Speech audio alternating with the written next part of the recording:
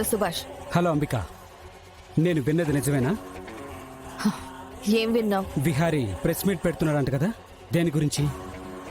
ఏమో తెలీదు. ఆఫీస్కి ఫోన్ చేసి కనుక్కున్నాను. వాడు చెప్పేదైతే బిజినెస్ గురించి కాదు, కొత్త ప్రోడక్ట్ గురించి కాదు. అదేంటి, దేని గురించి మాట్లాడుతున్నాడో కూడా నీకు తెలీదా? అడిగితే చెప్పలేదు. తెలుసుకో అంబిక, ముందే మనకి ఏదైనా క్లూ తెలిస్తే చాలా మంచిది కదా. ఒక్కవేళ విహారీ నా గురించి ఏమైనా ప్రెస్ మీట్ పెడుతున్నాడేమో. నీ గురించా? అవును, రామచంద్రపురంలో విహారీ నన్ను చూశాడు కదా. పైగా అంతకుముందు కూడా తనతో నాకు క్లాషెస్ ఉన్నాయి. నా గురించి ఏమైనా చెప్తాడేమో. కనుక్కున్నావా నువ్వు? నీ గురించని నీకు అనుమానంగా ఉంది. నాకేమో నా గురించి ఏమైనా చెప్పబోతున్నాడేమో అని డౌట్గా ఉంది. ఈ అనుమానాలన్నీ ఎందుకు అంబిక? డైరెక్ట్గా వెళ్ళి విహారీతో మాట్లాడు. సరే, నేను ఇప్పుడే వెళ్ళి మాట్లాడతాను. మాట్లాడి నీకు మళ్ళీ కాల్ చేస్తాను.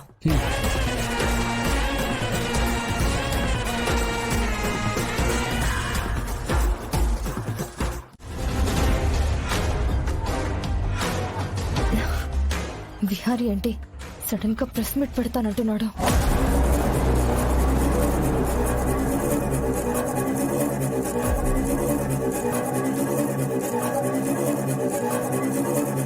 విహారీ. ఏంటత్తయ్య? ఏం లేదు విహారీ, ప్రెస్ మీట్ లో ఏం చెప్పాలనుకుంటున్నావు? అందరిలో ఆ విషయం చెప్పలేకపోయావేమోనని విడిగా కలిసి నేను అడుగుదామని వచ్చాను. అత్తయ్య, నేను ఆ విషయం ప్రెస్ మీట్ లోనే చెప్పాను. అందరూ అక్కడే వినాలి. నాతో చెప్పకూడదా విహారీ? కొన్ని నిజాలు అందరితో కలిసి తెలుసుకుంటేనే మంచిది.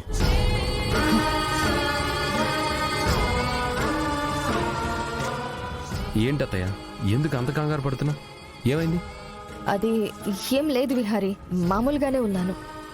లేదు, చూడండి మీకు ఎలా చెమటలు పట్టాయో. సమ్మర్ వచ్చేస్తుంది కదా విహారీ, చెమటలు పడుతున్నాయి. అత్తయ్య, కాసేపట్లో ప్రెస్ మీట్, మీరు కొంచెం వెయిట్ చేయండి. అన్ని విషయాలు అక్కడే తెలుస్తాయి. సరే విహారీ.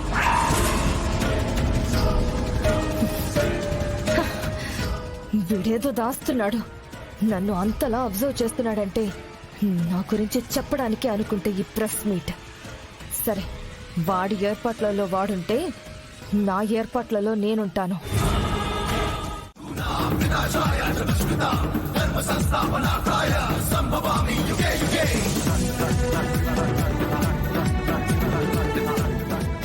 విహారీ గారు నా గురించి మాత్రమే ఆలోచిస్తున్నారు. నాకు న్యాయం చేయాలని ఆయన కష్టపడి కలిపిన కుటుంబాన్ని ఆయనే నిజం చెప్పి విచ్ఛిన్నం చేయాలనుకుంటున్నారు.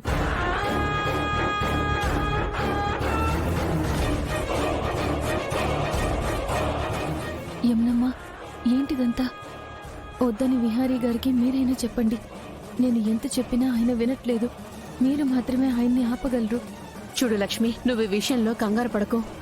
అది కాదమ్మా, నిజం బయటపడితే ఏమవుతుందో మీరెవరూ ఆలోచించట్లేదు.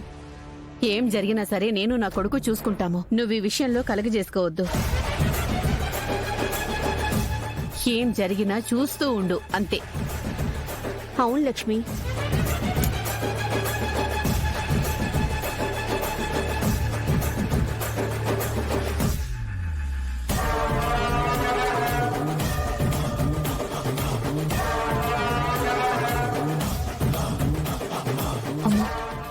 బావ ప్రెస్ మీట్ పెట్టి మరి ఆ లక్ష్మి విషయం చెప్పాలనుకుంటున్నాడు. అవునే. అమ్మా, అందరికీ నిజం తెలిసిపోతే ఎలా అమ్మా? ఇప్పుడు ఏం చేద్దాం? నిజం చెప్పనివ్వవే. ఏం చెయ్యాలో, ఏం మాట్లాడాలో, ఎలా వాళ్ళ సంగతి తేల్చాలో నాకు బాగా తెలుసు.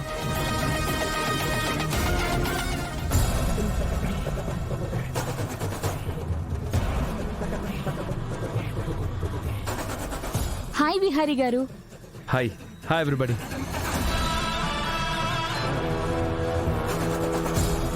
విహారీ గారు, మీరు చాలా హ్యాపీగా ఉన్నారు.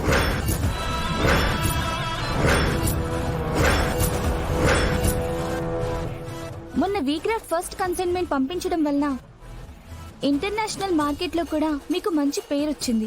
ఈరోజు ప్రెస్ మీట్ పెట్టింది బిజినెస్ గురించి కాదు, నా పర్సనల్ విషయం మీ అందరితో షేర్ చేసుకోవడానికి.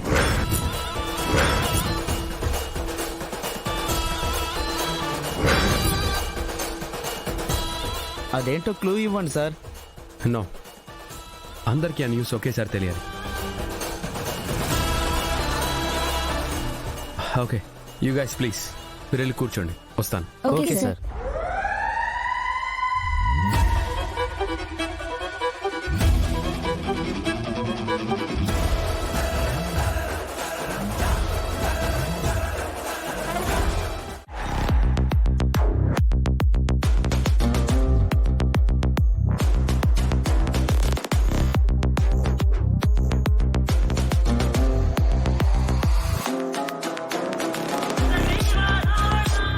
అంబిక, నేను వచ్చేసాను. ఓకే, ఎక్కడి నుంచి ఏం చేస్తున్నావు? ప్రెస్ మీట్ పెట్టిన ప్లేస్లో ఎవరినైనా ఏం చేసేలాగా ప్లేస్ని సెట్ చేసుకున్నాను. Very good. మన ప్లాన్ ప్రకారం విహారీ ఎప్పుడైతే స్పీచ్ మొదలు పెడతాడో